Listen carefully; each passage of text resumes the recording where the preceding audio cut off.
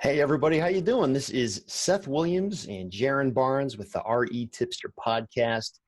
We've got an awesome conversation lined up today. We are talking with a guy named Mike Banks with a company called Fund and Grow. And something I think all real estate investors can relate to at some point in their journey is the need for money, because it takes money to buy anything really. And whether you're going after like a multi-million-dollar commercial project or a house flip, or even like a smaller land deal, at some point, in some way, there becomes this bottleneck where people need access to cash. And that kind of like stands in the way of them doing their next deal. And there's a number of different ways to go about getting the money that you need. Sometimes it's not as big of an obstacle as people think it is. A lot of books and articles and podcasts have been done on the subject of how to bridge that gap. But today, when we talk to Mike Banks, he runs a company called Fund and Grow that has put together a really, really unique way of solving this problem. Basically what they do, and I'll kind of let Mike expand on this in just a minute, but they help people get access to unsecured business credit. And this is not just for real estate investors, but because the REtipster podcast and blog is all about real estate investing, it is particularly relevant to what we do. Basically, we're going to talk to Mike about how to get loans that require 0% interest for the first 12 months. Yes, you did hear that right, 0% interest. And we're going to talk about what kind of an investor is a good fit for this kind of loan, and what it takes to apply and get approved for it, how long it takes, what costs are involved with it, and how the system works behind the scenes, like where this money is coming from. So with that, Mike, welcome to the show. How you doing, man? Doing great. Thanks for having me today, Seth. So I kind of just explained the very, very basics, but I know there's a lot more to the story of how this all works.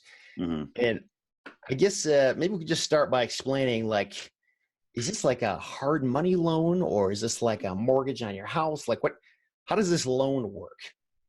So it's an unsecured business credit account. So you'll have it in a physical form as a credit card, but you'll be able to use it in any way that you want. So we have clients who purchase properties directly with the credit account. And the way they do that is they send a wire transfer using one of our vendors called Plastic. It's a website where you can charge your credit account and have them send a check or a wire anywhere.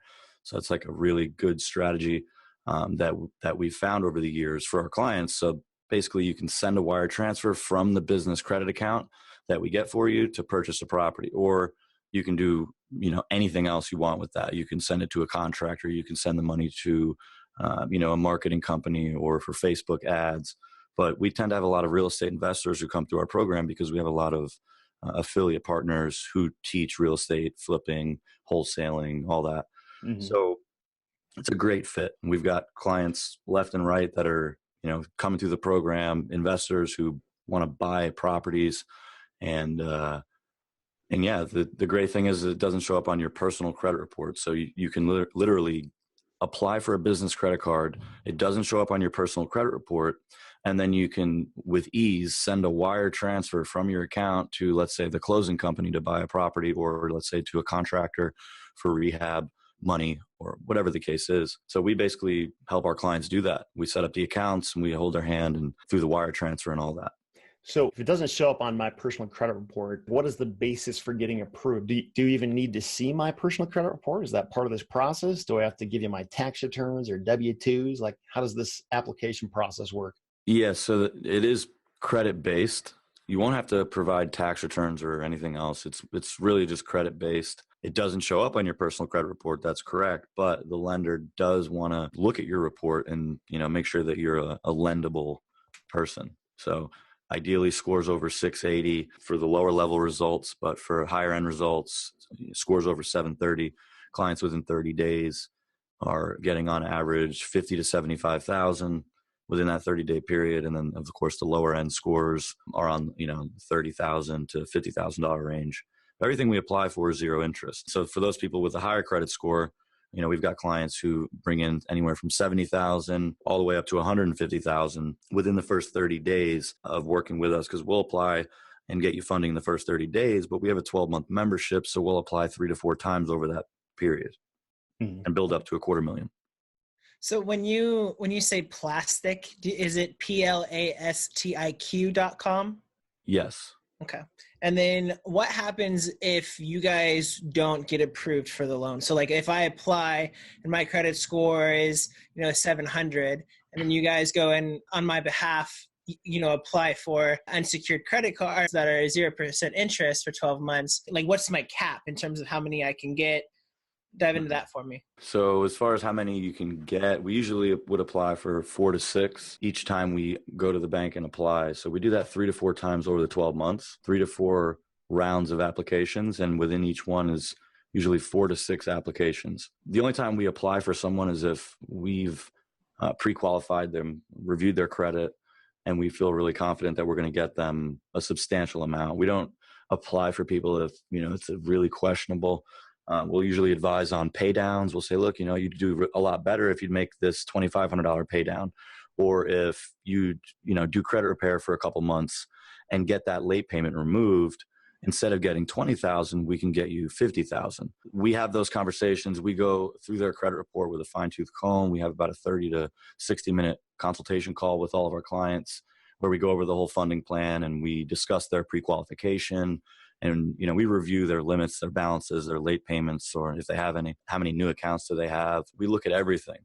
And we match that against, what the lender's looking for. So we're really accurate when we pre-qualify people.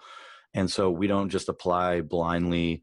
And also the way that we ensure the maximum approval is through the relationships we have with the bank, because every day we're in contact with the lenders that we work with, and we're speaking with a decision maker at the bank, and we're making sure that each application is reviewed by a human being. So it's not just a computer automated system that you're running your application through. And that's what happens when most people apply on their own. It's just all systematically done. And sometimes the computer will systematically deny you when in reality you actually qualify for credit.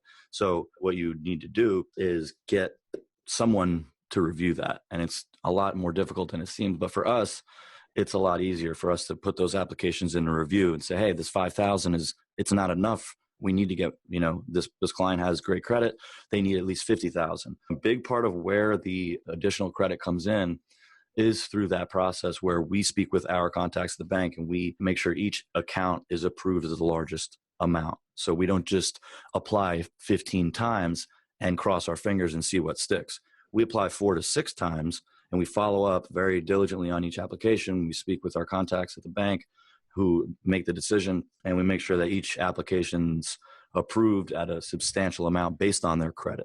So is that hitting my credit score 4 times, or do you pull one report and then give it to all of them? How does that work? Yeah, they're each going to pull. So there'll be an inquiry from each bank. Okay. Each inquiry is usually 2 to 3 points, and a business inquiry could be removed. So we coach our clients on how to remove the inquiry after we apply and set up the business credit account, because the business credit account isn't going to report onto your personal report, so you can get those inquiries removed.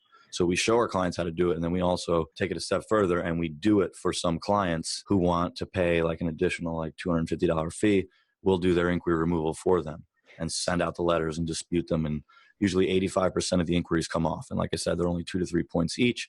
Once you've got that account open now, you've got $50,000 or so in zero interest credit, it is worth taking that 2 to 3 point inquiry hit, and then later on having it removed. And then a few months later, we can apply again and repeat the process. And, that's how we get clients up to and over the 250,000 mark. Was I understanding this right, that literally all you need is the credit report? Like you don't need any income verification? Well, as far as like sending in tax returns, you don't necessarily need tax returns. You don't need to send in financials. They don't request that. That doesn't mean, you still have to be, accurate with your income. Obviously. So you do have to tell them what the income is. They just don't have to verify it.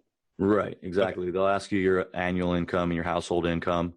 And when we call and we speak with the decision maker, the underwriters at the bank who review each application, we also disclose any projected income. So if a client thinks, hey, if I get this 50,000, I could do another 2 deals a year and make another 50 grand a year, then here's my projected income. And we can disclose that over the phone. Okay. So when we apply, we always use the accurate income figures. So I can include the money I make from selling drugs because that doesn't have to go on my tax return, right?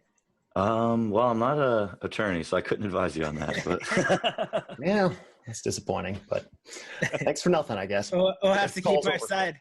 We'll have to keep our side business separate, Seth. Yeah. Just for a disclaimer, we do not sell drugs, guys. It was a joke, everybody. Yeah. So I wanted to ask you, Mike, what does it look like practically on the back end? Like, so let's say I go round one, I get approved for $50,000. 3 months later, round two, I get approved for $50,000. Is it all kind of lumped into one account and I have like a username and password and I log in with like a routing number and a checking number and then I like transfer it out that way? What does that look like? So with Plastic, you could set up an account and then you can add your pay to vendors. So if you, let's say you want to send a wire transfer to a closing company, then you would add them in as a pay to account and then you would just send the wire transfer and then Plastic would charge your credit card. They charge you at 2.75%, but you're able to, let's say, take $100,000, send it to the closing company and buy an investment property. And it's zero interest and it would only cost you the 2.75 on that transfer. So it would be $2,700 and you've now bought a house cash and you have it at zero interest for 12 months. As far as how many accounts we set up and how that works, they're going to be separate accounts. So I would link all of the credit cards to Plastic, and then from Plastic, I would be able to see a total balance and then transfer that up. Yeah, exactly. So there's going to be a few credit cards, and we can merge some of the accounts. Like, for example, Bank of America has 2 credit cards that we could apply for and then merge them together down the road. But in reality, you're going to have some credit cards. You know, if you do the math, like I'm saying, we're going to usually apply 4 to 6 times. Do that 3 to 4 times over the year. So if we do it 3 times, you're at about, let's say, 18 accounts. Some of the accounts you're going to obviously roll over into the new ones, and after the zero interest expires. After that, of course, the interest rate goes up to about anywhere from 12 to 16% on average, but it could go up a little higher than that. But we're seeing it for most of our clients, it is around 12 to 16% is what the rate goes up to after the zero interest. But again, this isn't a mortgage. This isn't, something you're going to sit on forever. If you're doing flips, you're trying to get it done in 6 months. And if you can do that, you've done it all at zero interest. And if you compare it to a hard money loan on $100,000, you're looking at like 15,000, depending on the interest rate. It could be 10 grand. So like after the 12 months, can I just apply for a new interest-free credit card and just not use my old ones? Take out the first one with the new one? Yeah, you can do that. Definitely. Like you can apply maybe like, let's say this year, and then you use that card for a good year, and then you can close it out, and then you can reapply for the same account and get it reapproved with the same bank. Is there any cap? So I'm looking to move to Northwest Indiana, and like, let's say I wanted to get a duplex and do kind of like a flip and hold kind of thing where I'm like, our live and flip. If I'm looking at a purchase price of like, let's say $100,000 for easy numbers and a $50,000 rehab, like if I came to you and I said, hey, I'm trying to get $150,000 in the next 6 months, you guys could walk me through the process to pretty much get access to that interest free for 12 months? Exactly. We just had a client, this isn't our usual results, but a client just went through with his spouse, and we applied for both parties, for the husband and wife, and they got $280,000 within the first application round, within the first 30 days. So when you bring in your spouse or partner, you can get even more funding in the short term. But yeah, $150,000 over 6 months, that's not unlikely at all. And we've actually gotten some clients 150 on their own in one batch in the first 30 days. But on average, we're usually seeing it between 50 to 75 within the first 30 days of working with us. And so if you bring a partner, you can get the money even faster. Mike, I know, if you go past the 12 months and if you don't somehow refinance the original loan, you said it was like a 12% or higher interest payment that you then have to start making. In the meantime, though, what kind of monthly payments do you have to make? I mean, since it's 0%, that doesn't mean no payments. That just means the payments don't go to interest. They go right to the balance of whatever the loan is. So what is like the minimum required payment per month during that first 12-month time frame? It's 1% of the balance that you're carrying. So if you've got a $10,000 balance, then you just pay the 1%. That's your minimum monthly payment. So 1% of 10 grand. And then, if you want to pay more, you can do that, of course. But So that's how the minimum payment works. Okay. So if I decide to take this money and go to the casino, as long as I do well, I should have enough to cover the payment, right? Man, drugs, Because casino. it usually goes well. Man, what did Mexico do to you, Seth? Not a bad thing. Okay. All right. Well, that's really helpful. Man, so when you were talking about, how this couple got approved for, I think you said $280,000, like in a situation like that, if somebody applies for a loan, they get access to that money, they max out all the cards and spend all the money on whatever it is they're going to buy. And then when it comes to 12 months later, when they want to apply again for a new loan to take out the original one, they will have to look at the credit report, and that credit report will say, hey, this person has maxed out credit cards in the amount of $280,000. Would that not be a red flag that would prohibit them from getting approved the second time around? Or are you able to communicate, look, this is why the balance is so big, because they're planning to pay it off with the loan they're getting from you? Do you communicate that to them, or does that ever get in the way? Yeah, that could get in the way. We don't want someone to go through the program, get 280, spend that money on whatever, and not create some type of return in that short term. We don't want them to just get, $280,000 of debt. And then like you said, if they're maxed out, it is going to be more difficult to get more credit. Mm-hmm. So the idea is to pay down a bit before we go back and we apply. Now, if we're applying for strictly business credit, it doesn't actually show up on their personal credit report. So It doesn't affect their personal credit DTI or any of that. Their personal credit will stay at 800 now that they're using business credit. A lot of investors are using their personal credit anyway. Mm-hmm. So if you start using business credit, you keep it, off your personal, keep your scores high. But at the same time, we want you to invest wisely. Buy a house, put some money into it, and flip it. This isn't exactly long-term financing. This isn't for a rental property. However, you can buy a rental property, fix it up, get it appraised, put a tenant in it, and then refinance that property into a long-term investment mortgage. Mm-hmm. After you've now had the ability to purchase a distressed property cash because you have access to the credit. Yeah. So yeah, we can't just go in and say, oh, we could just max these accounts out. They don't show up on my personal report. It's all good. We could do that, but not for long term. Mm-hmm. You could definitely leave them maxed out for however long you want. I'm just saying, let's go in wisely with this and not, go 12 months and still have all the debt there. And when the interest is about to start hitting. Why exactly do lenders even do this? What's in it for them to give a 0% interest loan for 12 months and then it get paid off? Are they just hoping that people don't pay them off in 12 months? Is that the only way they would make money?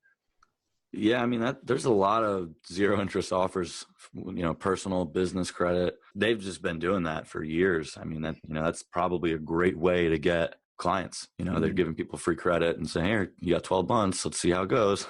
And, a lot of people rack up debt and end up having to pay money on it. We're trying to use this in a way that is obviously going to make us money. We're going to use it to our advantage. We want to, work with the bank, but we don't necessarily want to pay the interest. So that's what the bank's hoping, that we're going to, they're going to be gaining an easy client by giving that teaser rate and then, establish a relationship that turns into, them receiving interest payments. Now, as somebody who worked in the banking industry in 2008, when everything came crashing down and banks just decided they weren't going to lend money anymore, what happens if somebody gets a couple $100,000 of these loans and then another 2008 hits and they can't get their mortgage to pay it off, or they can't apply and get another one of these loans? Is there a way to safeguard against that to make sure that doesn't happen? Basically, would it be wise for somebody to not even consider this unless they're really, really confident they're going to have some other source of funds to pay it off in the first 12 months? Or do you have any advice or suggestions on that? Yeah, just like with a hard money loan, you can't get a hard money loan unless you can afford the payments, right? Just like this, if you're going in with a flip in mind, 6 months, 12-month flip, whatever it is, you have to be able to support the payments on your own. And hopefully that's a good deal that you chose so that you can fix it up and sell it in 6 or 12 months. And then you can get your money back plus your return. So you can't just default on it. It'll come back onto your personal credit if you do default on it. And just like any other loan, there's going to be repercussions to that. But, it is unsecured credit. So the house isn't directly collateralized by this funding. Technically, it's a cash purchase on the house. But now you're in with the bank, let's say whatever money that you're unable to pay for whatever reason. Let's say you get locked up because you're a drug dealer and you can't make your payments on your flip anymore. Then yeah, you're kind of screwed. Your credit's going to be tanked, and that's all we've seen. But I guess it could be even worse than that. You could lose the property. They could come after you personally if they choose to. But usually they just charge off debt. So I want to go back to something you guys said originally that I just need clarification on. So I thought originally we said that when we were applying for these loans that they don't hit our credit or something to that effect, but they don't show up. So if they don't show up, why are we getting credit inquiries, and then why are the loans in our name? Personally guaranteed, and that's why they're personally guaranteed. They check your credit report, but there's no reporting occurring. So business credit accounts report to your EIN, not to your social. So it literally will not show up on your personal report. The inquiry will, though. So when they run your app, they run your app, they run your credit, boom, there's the inquiry. All right, let's see if this guy's, credit worthy. I need to look at his personal credit. It's all credit based. It's unsecured. It's just basically it's a business credit card. So it's a pretty easy approval process. Like we said earlier, we don't need to provide a bunch of documentation or financials or proof of income or anything like that. It's all credit based. So just to clarify, if I have $50,000 out with you guys, and then I go and I apply for a conventional mortgage for a house, when the conventional banker looks up my credit score, are they going to see a $50,000 unsecured loan in my name? Not your personal report, right? They won't see it on your personal report. Okay. Correct. So it depends on the bank, really, because, some banks are pulling your business credit report as well. Yeah, we used to do that when I was in banking. It's pretty normal. Yeah. So, it really depends, but that shouldn't affect, I guess it could affect if they're pulling on a mortgage. But yeah, these are tough questions, guys. Sorry, I just really want to come at it from all angles because I see a really massive opportunity here for our audience. I mean, guys who are listening, what you could do with something like this, very relevant in land, is you could get like a $25,000, $30,000, up to $50,000 loan, go and buy a bunch of small properties that you intentionally try to sell via owner financing. And then the accumulated month-to-month income, you could just use 100% of it to pay down the loan. And then you're paid off in like 6-7 months.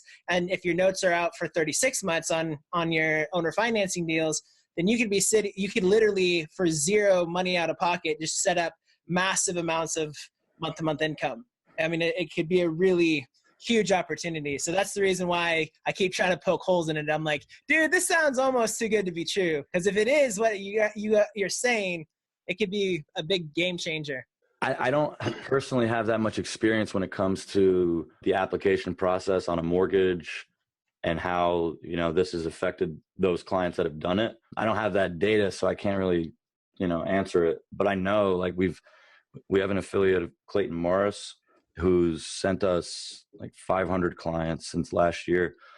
And we've done like 35 million for his group. And all they do is buy rental properties from him. Like a lot of these people that he's sending to us are first-time investors who are trying to get their first rental.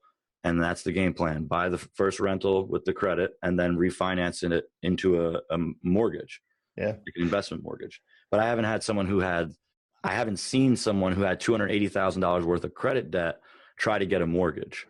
And you know what I mean? But I know clients are using this to buy properties and then refinance into a mortgage. I don't know if, all those clients were fully maxed out at that point, or, you know what I mean? Like, I've never worked in the home mortgage industry either, but I think if the mortgage amount is low enough, like they wouldn't, again, I don't know for sure. It's all about the payment. Yeah. I mean, they would not be pulling a business credit report if it's a small enough mortgage. Like that's not really even part of it. It's just, they look at the personal and it wouldn't show up there. So that's my understanding. Yeah. If it's like a smaller mortgage and their income could easily support it, then they probably wouldn't worry about it. But if it's like a $300,000 mortgage, they might be really checking and making sure your income can support that payment on top of the business credit debt that you've got. I actually experienced that because every house I've ever lived in has been pretty small mortgage size. When I moved to this current house that I'm in now, it was closer to that $300,000 amount. And that was new to me. They started looking into like my business stuff and business tax returns and like really kind of picking it apart a lot more than they did for some of the smaller mortgages. So yeah, it's a good thing to keep in mind if you're going to be going in that direction in the future. Yeah, I know too that if you're self-employed, you're not a W-2, they have to pull a lot of stuff from your business side of things. Mm-hmm. Now, I heard you say, Mike, you do have to sign a personal guarantee with these loans. Is that right? Yes. Okay. So it sort of is secured. It's just not secured by a physical asset. It's secured by you saying, I promise I'm going to pay this back and you can come after me if I don't. Is that right? Yeah. Okay. So yeah, I think like one of the huge benefits I see to this, especially when I think of this through the lens of land investing, is that conventional financing is basically impossible to get for land unless you're planning to immediately develop it, which many people are not. So whether it's you as a land investor buying vacant land properties, personally, I don't know that I would really feel comfortable going into a bunch of debt to do that. But if I was, and if I was really confident I could sell them quick, I mean, this would be a great alternative, or at least a viable alternative to partnering with an investor who's giving you the cash and then asks for like half of the profits from you. With this, I mean, you basically partner with whatever the lender you find through Fund and Grow and just maintain a lot more control over the funding piece of it and keep a lot more of your money, assuming everything goes according to plan. Or on the selling end, I know too, again, for people who buy our properties, it's very, very difficult, if not impossible, for them to get a conventional mortgage loan to buy any piece of land. But they could use something like this to get the financing and buy it. And in terms of like what their back end strategy and plan is, like it's kind of up to them as to how they're going to handle it after the first 12 months and how they're going to pay it off. But it would at least give them the liquidity that they need to purchase it from you as the seller. It loosens things up a lot more. And say if you don't want to deal with seller financing so much, which there's certainly some benefits to that, but it's also kind of annoying in some ways too. If you just want to get your cash, this could be a viable way to present this kind of financing option as an alternative to seller financing. Yeah, I'll just chime in there, Seth. I know that even if after 12 months, all I was paying was somewhere between 12 and 24% interest, right now I'm paying 40 to 50% for my private money that I'm using. So yeah. That would be a huge savings, even if I just did it and then kept them after 12 months. Yeah. Well, a lot of seller finance deals, I would charge 10% minimum for the monthly payment. So like it's not that far off. So yeah, that's really interesting.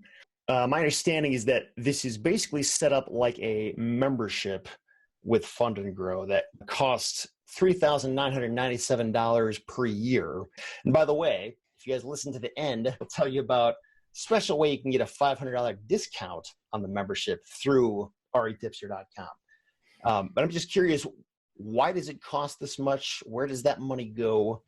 Why is it okay? Why is it still better than getting a hard money loan or some other source of financing?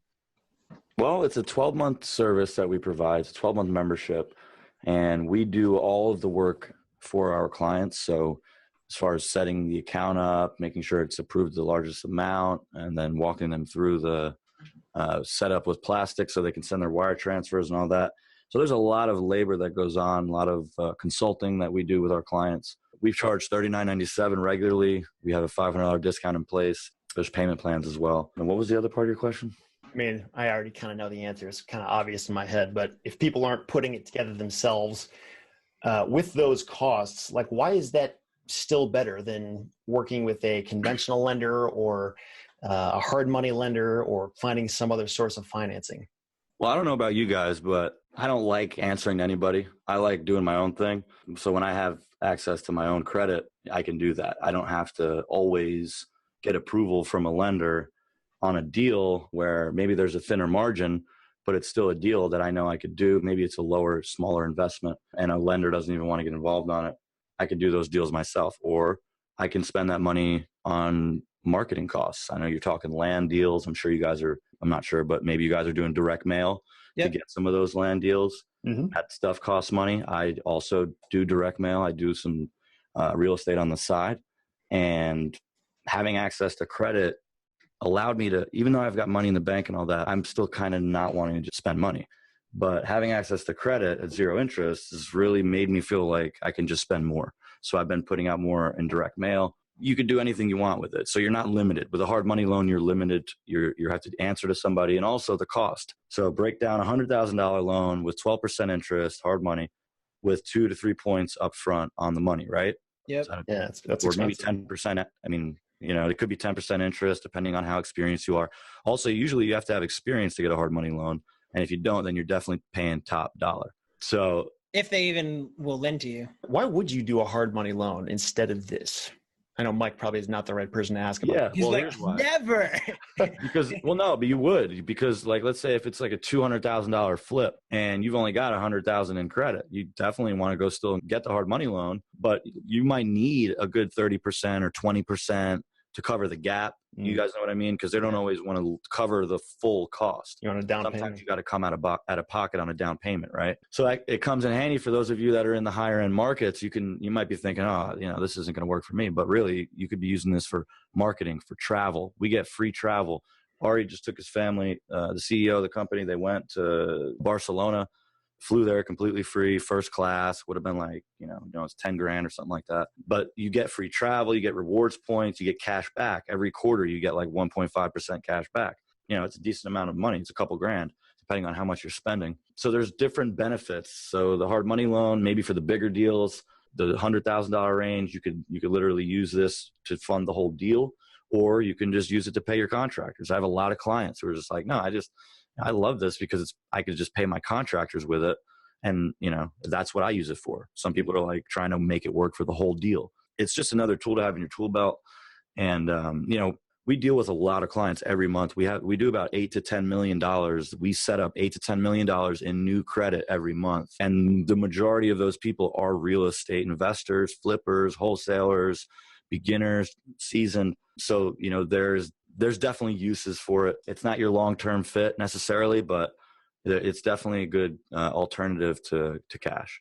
Yeah. And I think, when I was, working in the banking industry, I exclusively did SBA 504 loans. And I got to tell you, like, even going through like a normal conventional lender, like it is kind of the way to go for long-term financing, but like the obstacles they throw up and put in your way to getting your money are unbelievable. And the SBA is like twice as bad as a conventional lender is. So I mean, it would take months. And like, as the person who was handling the application, I just wanted to rip my hair out every single day because it was just amazed how hard it was to get the money. And having something like this where 30 days or maybe even less to get your approval, and there's nobody standing over your shoulder telling you what to do with it, and the 0% interest thing, and just the all-in cost is a lot less than a lot of other stuff that I've seen out there. I don't want to say it's like a one-size-fits-all thing, but for sure, like Mike was saying, like, what an awesome tool just to have at your disposal if and when you need it. Real quick, even if you have bad credit right now, this is still something that could work for you, because we have a credit repair company it's a separate company, but they are extremely effective and aggressive. So if you've got a BK, we've removed BKs 4 years early before they're supposed to come off. If you've got judgments or liens on your report, those shouldn't even be there at all anymore. So, late payments, a lot of these things can be removed. And so a lot of clients sign up. About 30% of our clients come in the door with us and they need credit help. So, we have, like I said, the credit repair company who we own, we work together with them. Like, we literally will communicate together with the client, making sure that their credit is being enhanced as quickly as possible. And then we're able to apply and get them business credit once that's done. So, that's potentially still a fit for some people on the call. Some people might just want to do credit repair first, but I just wanted to throw that out there. We can help people, even if you're not qualifying right now. We can get you to where you need to be so that you do qualify. And actually, I was going to mention this earlier, that kind of service is actually not the norm in my experience anyway. Like a lot of lenders out there, like they can sort of tell you what the problem is, but they're not going to coach you through how to fix it. It's more like, nope, you're just denied. Sorry, you're on your own. To have somebody who can sort of be your advocate and really give you, frankly, a wise guidance on how to fix issues, getting 50,000 instead of 20,000 with just a few small tweaks that are very achievable.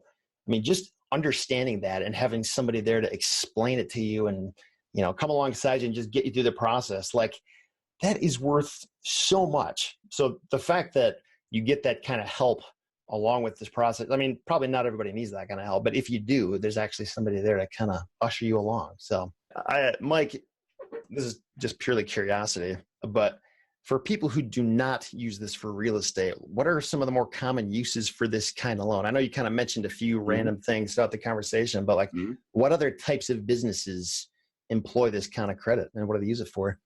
We've had doctors, we've had attorneys, we've had truck drivers, we've had all kinds of different businesses. So there's no limit. Amazon resellers, tons of marketers, any business you could think of. We've had people who are in the music industry. You know, there's no limit, really. You can do anything you want with it. You can grow any business, start any business. We've had franchises.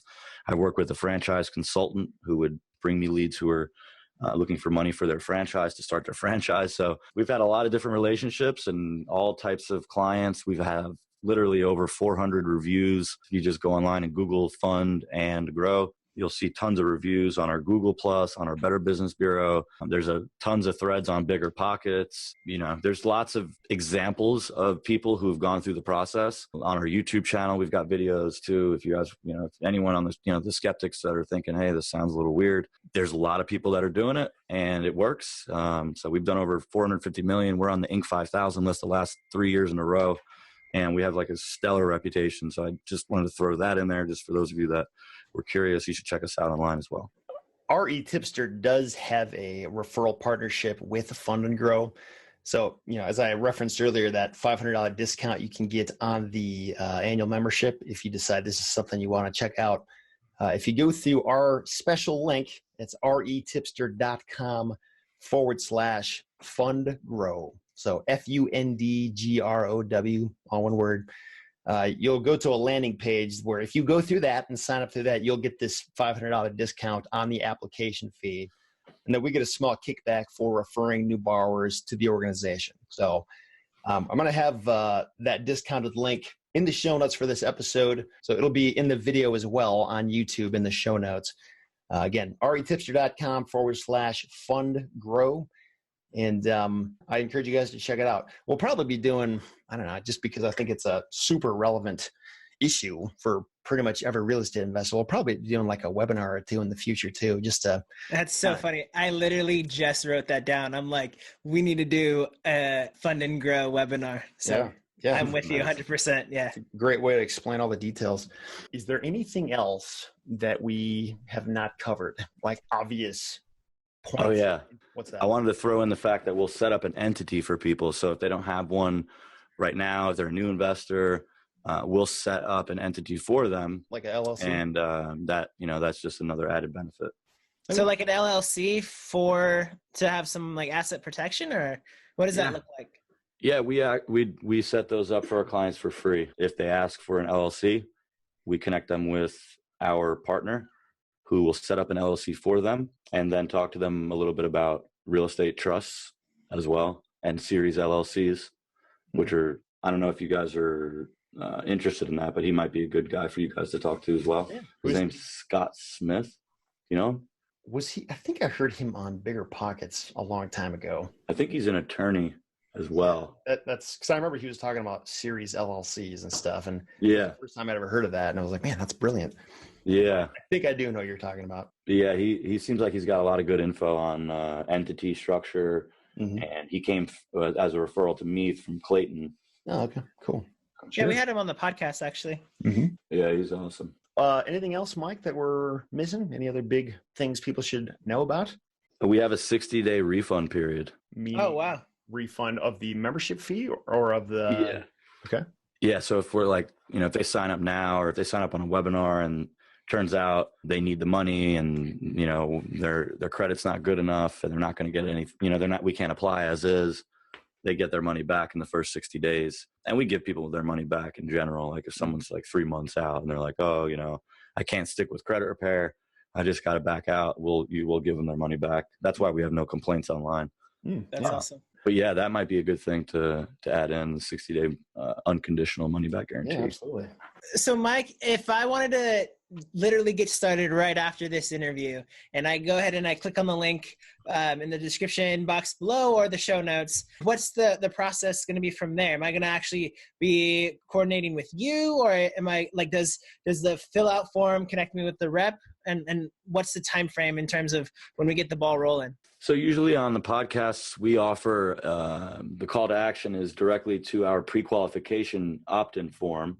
You choose your credit score range, and then you see a short video. And then after that, you'll get access to the webinar. With that's how we usually do it with when we do a podcast. And then once you do that, we'll have somebody from our office give you a call before you sign up or anything. They'll just give you a call to go over the program, go over your credit and all that, and see if you're interested. And then from there, you can do whatever you want, sign up, or just take the info that you get from the call and maybe apply it to your credit somehow. So that's what would usually happen. We would call to action to the pre-qualification page and then have someone from the office call them on a podcast or a YouTube video. Hour time frame, 72-hour time frame. Typically, what's that look like for that callback? Usually within 48 hours, just to be safe, but usually pretty quickly. Yeah, I'll have links to both just a normal landing page and also the webinar page, which again has not been tailored for the REtipster audience. It's just kind of a standalone general webinar from Fund and Grow. But you can get to the webinar landing page at retipster.com/Fund Grow webinar. And again, I'll have that link in the show notes for this episode, which is retipster.com/35. Well, Mike, I really appreciate you taking the time to come and talk to us and talk to the REtipster audience. I got a lot out of this. I know there's people out there who can definitely put this to use. Again, it's not for everybody necessarily, but man, I can't tell you how many emails I've gotten over the years from people just asking about, like, what's a better way to get funding? Like, how do I solve this problem? Please help me. And I always kind of give them like these solutions that like they kind of work, like they're kind of annoying, but you know, it's a way to do it. But this is probably like the easiest way that I've heard of so far, just in terms of cost and speed and all that. And just for the audience that's listening, I'm actually going to be a guinea pig, and I'm going to sign up right after this interview, and I'll let you guys know either in the Facebook group or if you're an REtipster Club member within the forums what my experience are. Maybe I'm not committing, but I might come out with a blog post sometime down the road to just kind of document my experience. Yeah, that'd be really cool. If you end up doing that, Jaron, you should totally do that. Well, Mike, again, appreciate it. We'll have links to all the Fund and Grow stuff in the show notes. Again, retipster.com/Fund Grow for just the normal, website, and Fund Grow webinar if you want to see the webinar and get all the information about it. So yeah, thanks again, Mike. Appreciate it. And hopefully we'll talk soon. Yeah. Thank you guys for having me. You bet. It's been a pleasure. Talk soon. Bye. That's pretty cool. What do you think about that, Jaron? I'm literally right after while we were talking off the air for a minute there with Mike, I went ahead and signed up. So I don't know what the process is going to look like. I don't know what we're going to do, but I'm going to take a lot of notes as I walk through the process and probably come out with some kind of a blog post down the road. Because if this is real, this is a game changer, hands down. Yeah, for sure. And as we've mentioned before, we do have a referral partnership with Fund and Grow. Sometimes I don't want that to get in the way though. Like I'm not trying to pitch people on this or say, you need to do this. It's what's best for you. Because I don't know that. Like, I don't know your situation, or I can't make those decisions for you. I'm not a financial advisor or anything. I just think it is a legitimately useful thing to know about. I mean, I would let you know about it even if we couldn't offer you a discount. Because if you just kind of do the math, it doesn't apply to every situation, but if you need short-term financing and if you've got the backdoor plan on how you're going to handle things within 12 months, it's just way easier. It makes a lot more sense than a lot of the other short-term financing options out there. And, hard money loans, borrowing from your family. I mean, there's things get really messy and just kind of sticky with a lot of those short-term financing options. But this just seems like a pretty solid thing just to have in your back pocket if it applies to your situation. For that matter, I mean, if you're listening to this, if you're selling properties or buying properties, whether you need this kind of credit or you know of somebody else who needs it, keep in mind, I mean, this $500 discount applies to everybody who uses it. I mean, feel free to share that retipster.com/fund and grow link with anybody that you think might need it. And hopefully it's helpful to somebody out there. I think you kind of hit it right on the head. I really love your heart, man. I can just reiterate that I've seen you do that countless times. Like we push a lot of people to Agent Pro 24/7, and we don't actually make anything from all that. So, I just want to reiterate, guys, just because we have a referral thing set up with them doesn't mean that we're giving preference to them, or they literally seem to be a really solid resource. And yeah. I do say seem because I want to walk through the fire before you guys do. Obviously, if you want to roll the dice and see where it's at, it does come fully endorsed by some pretty high level guys and influencers in real estate, so it seems like it's really promising. But I'm gonna walk through it and I'll let you guys know. Yeah, and that's also another thing worth mentioning is I don't want people to take this as a endorsement per se, because I have not used it. Jaron has not used it yet. This is more based on like just what the product is, how it's presented, and also just a lot of very credible people who have kind of thrown their name behind it. And if you look for reviews on it, there's a lot of people who have had really good experiences with it. So the thing that makes me a little nervous is just having lived through the most recent Great Recession. It was just crazy what was going on with lenders. Like some banks were just like, nope, we're not lending anymore to anybody for anything. It's like, that's how banks make money. Why would you just stop that? But I mean, banks were just doing some stupid things because they got hurt so bad. And so like credit markets just froze up. And I would just say, like, if you do this, like, just be really confident in your backup plan. Like, don't try to use short-term financing long-term, and have like a plan B. Say if your first source of takeout financing falls through, like, don't have all your eggs in that basket. Like, have other alternative places you can go to get that kind of money, preferably from like selling the asset that you bought. Yeah, man. And I think that goes for all of leverage. Like, the only way debt makes sense is if you're going to use that debt to go and make more money. I mean, that's the only time it ever makes sense. If you are not an entrepreneur and you are not somebody who has there's no foolproof ways of doing business. But I mean, if you have, like, I've been doing land for, I don't know what, 2.5 years now. And so I know at this point, I can buy X amount of property that it's going to sell, within 3 to 6 months, worst case scenario. And I know that if I did something with this, I'd be able to pay it off. And I have some things in cash reserve that if, I got into a pickle, I could pay things off, right? So you want to be wise in what you do. Don't use this to go and buy a brand new TV. That'd be really, really, really dumb. And it would be a huge TV if you spent like $25,000. Yeah, I was with you, Jaron, though. I was still trying to wrap my mind around, like, so you need my personal credit report to do this, but the loan doesn't appear in my personal credit. Like, I was trying to figure out why and how, and I guess I understand it. It's just, it's not how I would have thought that it would work. But I guess in most cases, I mean, it's to your benefit that it works that way. Yeah, I mean, I think if you're wise, you wouldn't use that to like manipulate some other lender into getting what you want, but it is just kind of nice that it's potentially one less obstacle that gets in your way when you need financing in the future. I don't know of any other company out there that's doing this. I'm sure they're out there somewhere, but I've never heard of another one like Fund and Grow that offers these kinds of financing solutions for people. So, I mean, if I had, I would have mentioned it by now, but this is the first time I've ever even heard about this kind of concept. And back when I was in the banking world, like, I never heard of this kind of thing. Like, it was pretty common where we would come across people where they either needed a little bit more cash for their down payment, or there might have been like a oddball portion of their overall financing project that they could not finance through our particular kind of loan. So they had to find some other source to take care of that part. But in a lot of those situations, like, this would have been perfect for them. Again, assuming they have some kind of takeout financing waiting in the wings at some point. But yeah, just like the ability to move quickly and have flexibility and not have somebody with a ball and chain around your ankle, everything you try to do, it's a pretty huge benefit. So yeah. Just learning about plastic alone, that you can take a credit card and then convert it almost into cash. That is a big deal. I know. That's a huge deal. Yeah, we'll have to link to that in the show notes too, just to make sure people can learn about that if they're just interested in that kind of thing. So, Before we jump off here, Seth, I want to mention, I kind of like that we're doing these outros. I think we did last episode and this episode.